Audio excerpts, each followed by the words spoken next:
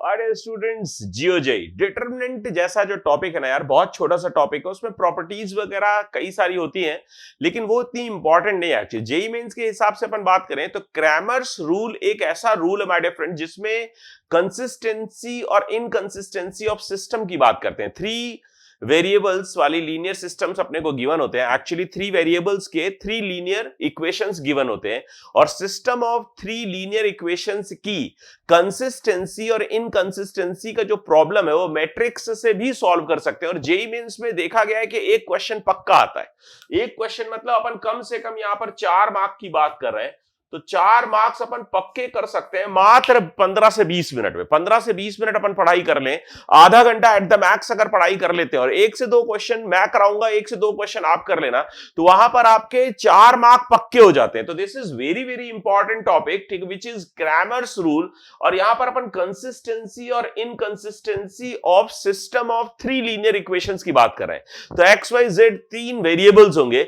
और उससे अपन 3 linear equations बनाएंगे, और इन 3 लीनियर इक्वेशंस के रिस्पेक्ट में वो डेल्टा, डेल्टा 1, डेल्टा 2, डेल्टा 3 कैसे डिफाइन करते हैं, और कैसे अपन यूनिक सॉल्यूशंस की बात करते हैं, इनकंसिस्टेंट सिस्टम की बात करते हैं, कंसिस्टेंसी विद इनफाइनाइट सॉल्यूशंस की बात करते हैं, ट्रिवियल सॉल्यूशंस क्या होते हैं, नॉन ट्रिवियल सॉल्यूशंस क्या होते हैं, इन सब की अपन इस वीडियो पे, इस लेक्चर में बात करने वाले हैं माय डियर फ्रेंड, राइट। तो बेसिकली इसको बिल्कुल छोड़ना नहीं है भाई, इसको जरूर से जरूर करके जाना है। और माय डियर फ्रेंड, अगर अगर अगर आपने ये नहीं किया है, लेकिन सिर्फ और सिर्फ आधा घंटा अगर आप ये वीडियो ध्यान से देख लोगे, तो जबरदस्त तरीके से, इनफैक्ट आधा घंटा भी नहीं, 20 से 25 मिनट में ये टॉपिक कंप्लीट हो जाएगा।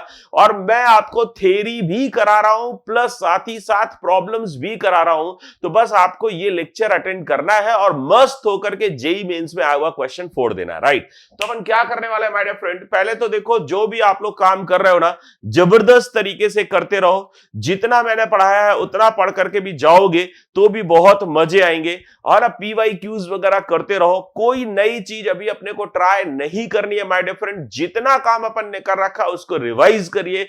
10 प्रॉब्लम को 3 बार करने की कोशिश करनी चाहिए, ना कि एक प्रॉब्लम को, मतलब 10 प्रॉब्लम्स को 3 बार करने की कोशिश करो, ना कि 100 प्रॉब्लम्स करने का ट्राई करो। मेरा कहने का मतलब समझ रहे हो कि भाई चीजों को, उन्हीं चीजों को रिवाइज करो जिससे कि दिमाग जो ना आपका इतना ज्यादा ट्रेंड हो जाए कि जेई मेंस में कोई भी क्वेश्चन आए, खटाक से माइंड मैपिंग हो और अपने को तुरंत तुरंत उस क्वेश्चन को फोड़ने में मदद मिल जाए, राइट। तो अपन आ जाते हैं मेरे फ्रेंड, ठीक है। देखो, क्रैमर्स रूल की बात करने जा रहे हैं। तो क्रैमर्स रूल में फर्स्ट, ठीक है, लीनियर इक्वेशंस ले लेते हैं। 3 लीनियर इक्वेशंस अपन मान लेते हैं। लेट बाई फर्स्ट, ठीक है, लीनियर इक्वेशन इज, ठीक है, L1 a1x plus b1y plus c1z equals to d1। ये आपका लीनियर इक्वेशन फर्स्ट आ गया। L2 is a2x plus b2y plus c2z equals to d2, right. Next भाई, ठीक है, L3 ले लेते हैं। a3x plus b3y plus c3z equals to d3। तो सबसे पहले समझो यार कि एक डेल्टा डिफाइन करते हैं ना इस लीनियर सिस्टम के लिए। ये जो 3 लीनियर इक्वेशंस हैं, इसमें अपने को क्या चाहिए भाई, एक्स वाई जेड चाहिए, है ना। सॉल्यूशंस फाइंड करना है। क्या फाइंड करना है मेरे फ्रेंड, सॉल्यूशंस फाइंड करना है। सॉल्यूशंस का मतलब क्या होता है भाई, एक्स निकालना है, एक्स निकालना है हमारे फ्रेंड, वाई निकालना है और जेड निकालना है, ठीक है। ये तीनों निकालने हैं, इन्हीं को सॉल्यूशंस कहा जाता है, सॉल्यूशन ऑफ द सिस्टम कहा जाता है, राइट। तो अपन यहाँ पे एक डेल्टा डिफाइन करते हैं। डेल्टा क्या होता है हमारे फ्रेंड, फर्स्ट जो coefficients of X Y Z है, इनको फर्स्ट रो में रख दो, a1 b1 c1। Second equations के जो कोफिशिएंट्स है उनको सेकंड रो में रख दो, a2 b2 c2। और थर्ड इक्वेशन के जो कोफिशिएंट्स है उनको थर्ड रो में रख दो, a3 b3 c3। तो इसको डेल्टा कहा जाता है माय डियर फ्रेंड, राइट। फिर एक डेल्टा 1 डिफाइन करते हैं। डेल्टा 1 क्या होता है माय डियर फ्रेंड, डेल्टा 1 में जो x के कोफिशिएंट्स है उसको रिप्लेस करते हैं d1 d2 d3 के साथ। d1 d2 d3 अगर इक्वल टू 0 है तो उसको होमोजीनियस सिस्टम बोलते हैं। If d1 d2 d3 all three are simultaneously 0 तो उसको होमोजीनियस सिस्टम बोलते हैं। और अगर d1 d2 d3 में से कम एक नॉन जीरो है तो उसको नॉन होमोजीनियस सिस्टम बोलते हैं। होमोजीनियस सिस्टम के केस में my dear friend, delta 1 delta 2 delta 3 तीनों जीरो होते हैं, क्योंकि एक रो जीरो हो जाता है। डेल्टा 1 का मतलब क्या है माय डियर फ्रेंड, भाई ये x के करस्पॉन्डिंग है, तो x के कोफिशिएंट्स हटा देते हैं। तो यहां पर आ जाएगा d1 d2 d3। First column को a1 a2 a3 को हटा करके d1 d2 d3 रख दो, और फिर b1 b2 b3 and C1 C2 C3 as it is आते हैं, राइट। सिमिलरली एक डेल्टा 2 डिफाइन करते हैं। डेल्टा 2 क्या होता है माय डियर फ्रेंड? सिमिलर है, y वाला जो कॉलम है, y वाला कॉलम को D1 D2 D3 से रिप्लेस कर दो। तो फर्स्ट जो A1 A2 A3 है और जो C1 C2 C3 है, इनको तो सेम रखो, और जो B वाला कॉलम है, आई मीन टू से Y वाला जो कॉलम है, Y के कोफिशिएंट्स वाला कॉलम है, उसको D1 D2 D3 से रिप्लेस कर दो। इसी तरह से डेल्टा 3 बिल्कुल आसान तरीके से। ये सब छोड़ो यार, कहां से आता है, क्या होता है, क्या प्रूफ है, ये सब हटा सावन की घटा, राइट। सिंपल फोकस करना है भाई, प्रॉब्लम कैसे सॉल्व होगा, दैट्स इट, क्लियर। क्योंकि जेई के सिलेबस में बस प्रॉब्लम सॉल्व करना है, प्रॉब्लम सॉल्व करना है, मचाना है, फोड़ना है और एनआईटी में घुस जाना है, राइट। तो अपन आ जाते हैं भाई डेल्टा 3, बिल्कुल सिंपल तरीके से समझा रहा हूं भाई। C1 C2 C3 को हटाओ, D1 D2 D3 को लाओ और A1 A2 A3 as it is रखो। B1 B2 B3 ये रहेगा और C1 C2 C3, राइट। तो ये अपन के पास ये डेल्टा 3 आ गया, क्या बात है, राइट। अब देखो अपन यहां से x जो होता है, x इक्वल्स टू आता है delta 1 upon delta, y equals to आएगा delta 2 upon delta and z equals to आएगा डेल्टा 3 अपॉन डेल्टा, राइट। तो आप अपन ठीक है, ये x y z अपन डिफाइन करते हैं। तो ये सॉल्यूशंस है, ये इस जो लीनियर इक्वेशन है, 3 लीनियर इक्वेशंस का जो सिस्टम है, उसका solution X Y Z delta 1 upon delta, delta 2 upon delta, delta 3 upon delta से डिफाइंड होता है, राइट। तो अपन अब इसके बाद देखो नेक्स्ट अपन क्या है कि भाई डेल्टा 1 डेल्टा 2 डेल्टा 3 डेल्टा सब निकालना आ गया भाई। अब इसमें ये एक्स वाई जेड निकालना नहीं होता है, एक्चुअली एक्स वाई जेड आपसे कभी निकलवाएगा नहीं, बहुत rarely, rarest of the rare case में। सिर्फ वो कंसिस्टेंसी और इनकंसिस्टेंसी पे केसेस बना करके प्रॉब्लम को सॉल्व करवाते हैं, राइट। यहां पे कहीं पे जैसे मान लो 1 1 1 अल्फा रख देगा, ये सारे 6 अननोन्स दिए होंगे, यहां पर कोई एक अननोन फिट कर देगा। 9 पैरामीटर्स है, 9 कांस्टेंट्स है, A1 A2 A3 B1 B2 B3 C1 C2 C3, right. वहां पे कहीं पे और D1 D2 D3 एक तरीके से 12 पैरामीटर्स है, क्लियर ना भाई, 12 पैरामीटर्स है। तो ये 12 पैरामीटर्स जो है, इनमें से एक दो अननोन रख देगा, यहां अल्फा फंसा देगा, यहां बीटा फंसा देगा, राइट। और उसके बाद आपसे बोलेगा भाई अल्फा बीटा की वैल्यू बताओ, या अल्फा बीटा की इस वैल्यू के लिए सिस्टम इनफाइनाइट सॉल्यूशंस लेगा, इस तरह के प्रॉब्लम्स बनाएगा। या 2 अल्फा प्लस बीटा क्या होगा अगर इनफाइनाइट सॉल्यूशंस है या नो सॉल्यूशन है या कुछ भी है, जो भी, तो उसके हिसाब से आपको चेक करना होगा। तो आप देखो यहां से मोटा मोटा आइडिया बिठाओ। देखो अगर डेल्टा को मैं इक्वल टू 0 कर दूं और डेल्टा 1 डेल्टा 2 डेल्टा 3 में से कोई भी नॉन जीरो हो गया, ये सब केसेस अपन लेके आएंगे बाद में, पहले एक मोटा मोटा आइडिया बिठाते हैं यार। देखो समझो, अगर डेल्टा इक्वल टू 0 हो गया, डेल्टा अगर इक्वल टू 0 है और डेल्टा 1 डेल्टा 2 डेल्टा 3 में से कोई भी एक नॉन जीरो है, सोचो तो 0 अपॉन, मतलब समझ रहा है, नॉन जीरो अपॉन 0 तो इनकंसिस्टेंट वाला केस होगा, मानते हो कि नहीं बोलो भाई, इनफाइनाइट वाला केस हो जाएगा। अगर इनमें से न्यूमरेटर कोई भी नॉन जीरो हो गया और डिनोमिनेटर 0 है, तो इसका मतलब सिस्टम इनकंसिस्टेंट होगा। मोटी मोटी जो चीजें है ना, जो मैं केसेस सब अभी अपन बना लेंगे, लेकिन ये समझ लो। और अगर डेल्टा इक्वल टू 0 है और सोचो डेल्टा 1 डेल्टा 2 डेल्टा 3 अगर तीनों इक्वल टू 0 हो गए, सोचो एक बार सोच के देखो यार, तो 0 बाई 0 फॉर्म बन रहा है, तो उस केस में इनफाइनाइट सॉल्यूशंस होंगे। 0 बाई 0 के फॉर्म में इनफाइनाइट सॉल्यूशंस होते हैं। और नॉन 0 बाई 0 जो होता है सिस्टम, जैसे 0 बाई 0 है तो इनफाइनाइट, नॉन 0 ना, नॉन 0 बाई 0 अगर है तो सिस्टम कैसा होगा, इनकंसिस्टेंट, तो नो सॉल्यूशन का केस होगा, राइट। अब देखो इसी में अगर मैं तीसरा केस लेता भाई, ऐसे मान लेते हैं भाई delta is not equal to 0, यही तो दो केस इसमें भी होंगे भाई, और तो क्या होगा। डेल्टा नॉट इक्वल टू 0 के केस में अगर मैं बोलूं भाई delta 1 delta 2 delta 3 not equal to 0 है, कोई भी एक, दो या तीनों, कोई भी एक नॉट इक्वल टू 0 है, दो नॉट इक्वल टू 0 या तीनों नॉट इक्वल टू 0 है।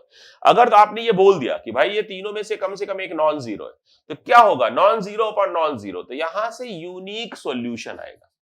वही अपने को देखो, यहां से अगर नॉन जीरो पर नॉन जीरो है तो उस केस में X equal to unique solution होगा।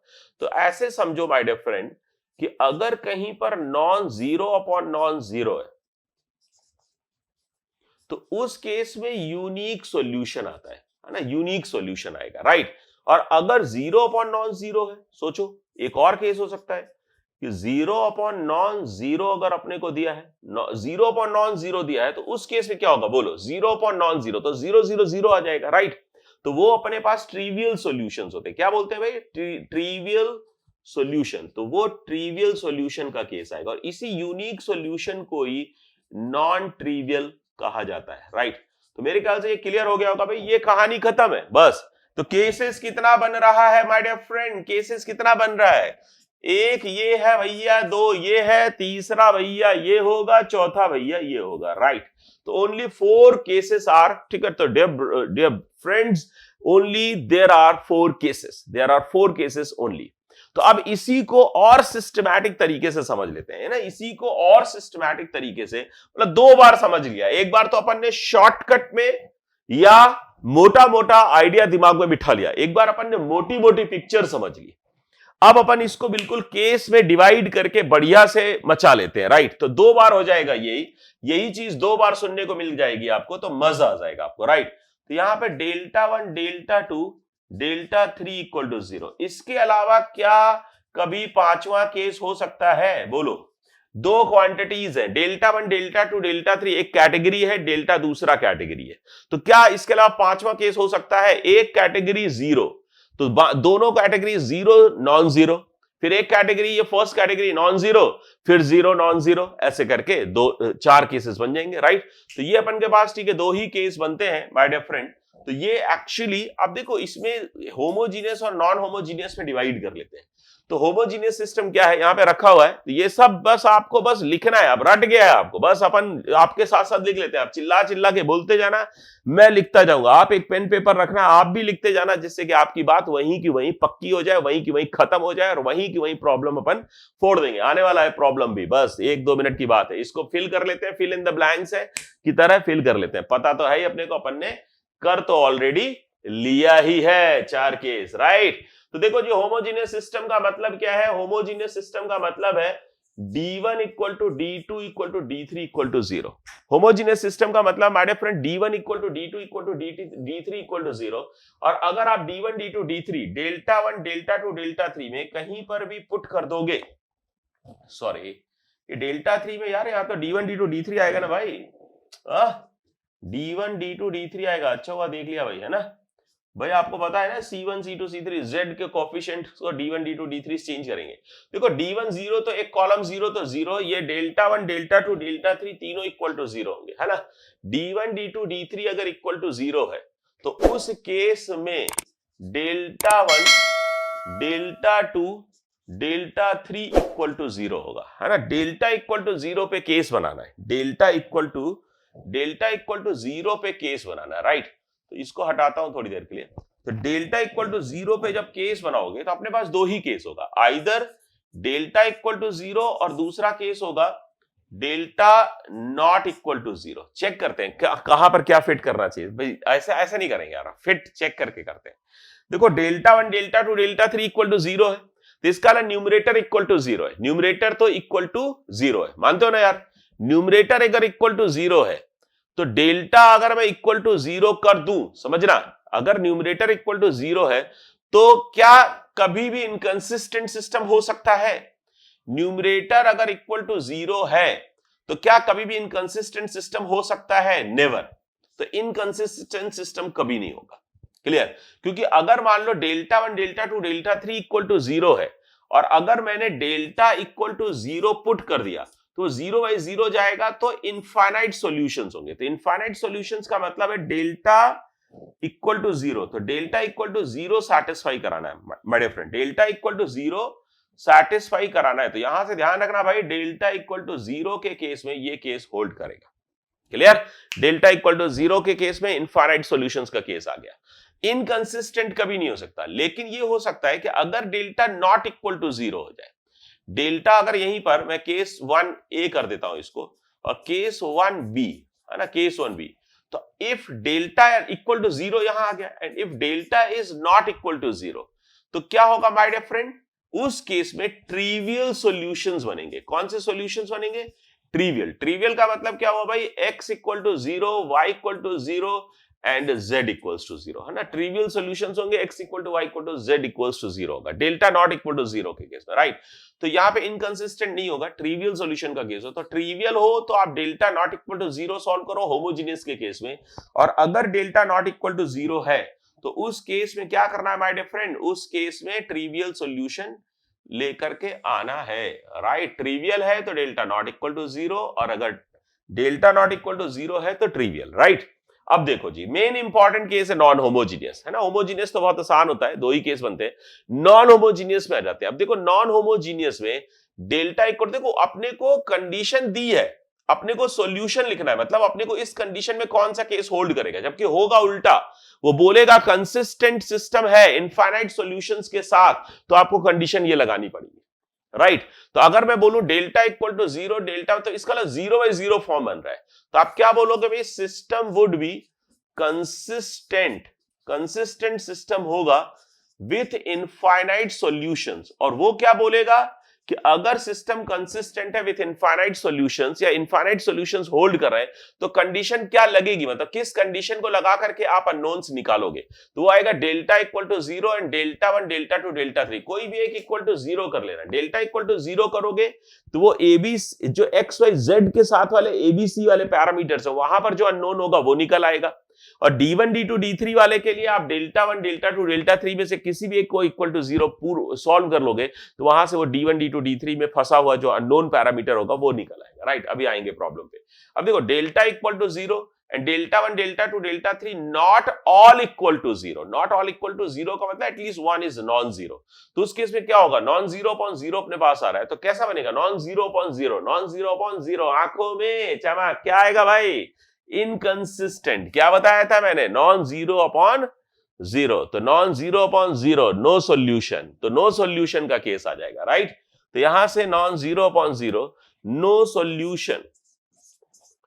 तो नो सॉल्यूशन का मतलब क्या होता है my dear friend, system is inconsistent. तो अगर कभी भी नो सॉल्यूशन का केस बोल रहा है, राइट, नो सॉल्यूशन का केस बोल रहा है या इनकंसिस्टेंसी की बात कर रहा है, तो आप तो डेल्टा इक्वल टू 0 सॉल्व करो, डेल्टा इक्वल टू 0, लेकिन उसके साथ साथ डेल्टा 1, डेल्टा 2, डेल्टा 3 में कम से कम एक नॉन जीरो होना चाहिए, राइट, ध्यान रखेंगे। तो delta is not equal to 0 and delta 1, delta 2, delta 3 not all equal to 0। तो ये अपने को दिख रहा है भाई नॉन जीरो बाई जीरो वाला फॉर्म है, non zero by non zero, non zero by non zero वाला फॉर्म है। तो इसका मतलब यहां पे यूनिक सॉल्यूशन आएगा। यूनिक सॉल्यूशन बोलिए या नॉन ट्रिवियल सॉल्यूशन बोलिए, एक ही बात। तो यूनिक और नॉन ट्रिवियल सॉल्यूशन आएगा। और यहां पर एक्स वाई जेड कैसे निकाले जाते हैं, x equals to delta 1 upon delta आएगा, y को x equal to delta, y equal to delta 2 upon delta and z equals to delta 3 upon delta. ये अपन के पास x y z निकाला जाएगा, राइट। अब देखो जी, लास्ट केस है delta not equal to 0, delta 1, तो इसका मतलब 0 अपॉन नॉन जीरो है, तो ट्रिवियल सॉल्यूशन का केस होगा। क्या होगा भाई, ट्रिवियल सॉल्यूशन। ट्रिवियल सॉल्यूशन का मतलब समझते हो ना यार, कि भाई x equal to y equals to z equals to 0, तो इसी को ट्रिवियल सॉल्यूशन कहा जाता है, राइट। तो ट्रिवियल सॉल्यूशन अपन बोलेंगे, तो ट्रिवियल सॉल्यूशन अपने पास आ जाएगा। माय डियर फ्रेंड, समझ आ रहा है भाई, कहीं पर कोई लफड़ा है तो बोल सकते हैं, कोई भी लफड़ा, किसी भी टाइप का कोई भी लफड़ा हो बोल दीजिए, राइट। ट्रिवियल सॉल्यूशन,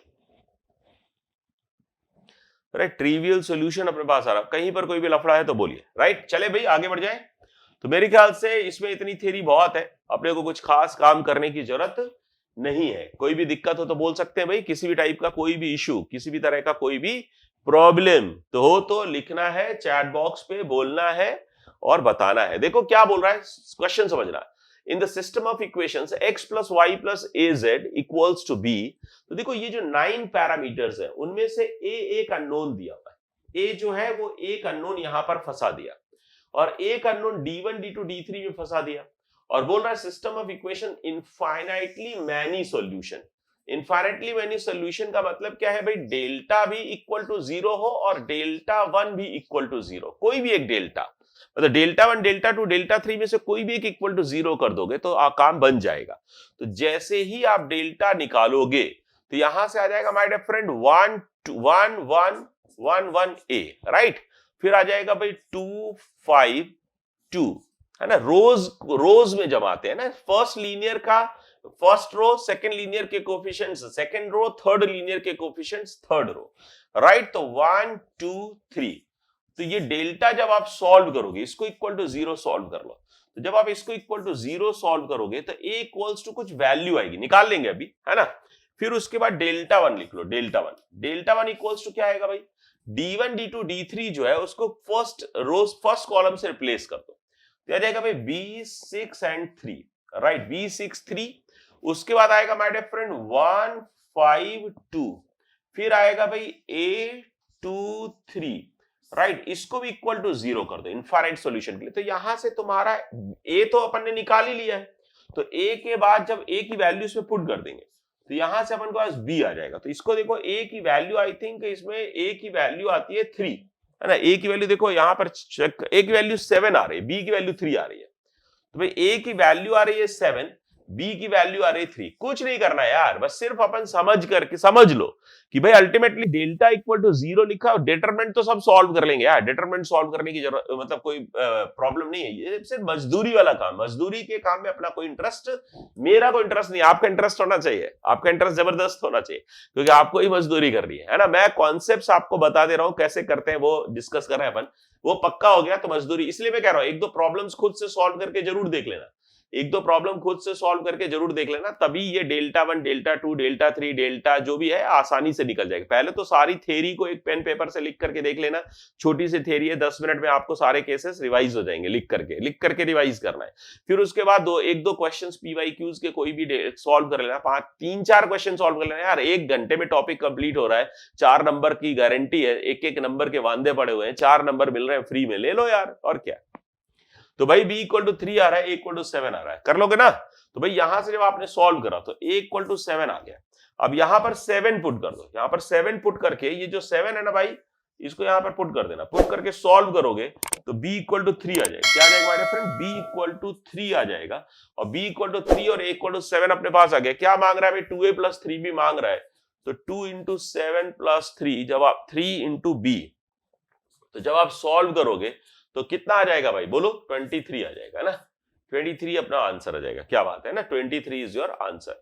चलो जी नेक्स्ट एक और क्वेश्चन करते हैं, चेक करते हैं। For the system of equations, एक सिस्टम ऑफ इक्वेशंस अपने को दिया हुआ है, बोल रहा which one of the following is not, इस वर्ड पे बहुत फोकस करना है। कई बार क्या होता है अपन जल्दबाजी में नॉट पढ़ते नहीं है और ट्रू खोजते रहते हैं, नॉट नहीं पढ़ते हैं, ट्रू खोजते रहते हैं, राइट, ये नहीं करना है। सिस्टम हैज नो सॉल्यूशन, यहां पे देखो नो सॉल्यूशन का केस बना रहा है, alpha equal to 3, no solution का मतलब आपको पता ही है कि भाई 0/0 वाला फॉर्म होता है ना, delta by delta 1 by delta, मतलब डेल्टा इक्वल टू 0 हो और डेल्टा 1 डेल्टा 2 डेल्टा 3 भी 0 हो, राइट। तो अपन system has a unique solution, unique solution कब मिलेगा, जब delta is not equal to 0, और यहां पे system has infinite many solution, भाई system has no solution, sorry no solution कब आता है, जब delta 1 is not equal to 0, non 0/0 होता है। नो सॉल्यूशन का मतलब है नॉन 0, है ना, जागते रहो, कॉन्सेप्ट के पीछे भागते रहो, नॉन 0/0 तब आता है नो सॉल्यूशन। और system has infinite many solution, infinite many solutions का मतलब 0/0 होता है, राइट। तो वहां पे डेल्टा इक्वल टू 0 और डेल्टा 1 डेल्टा 2 डेल्टा 3 ये सब में से कोई भी एक क्या इनफाइनाइट मेनी सॉल्यूशन, तो ये सारे के सारे इक्वल टू 0, सब 0/0 मतलब सारे के सारे 0, राइट, ऑल आर 0।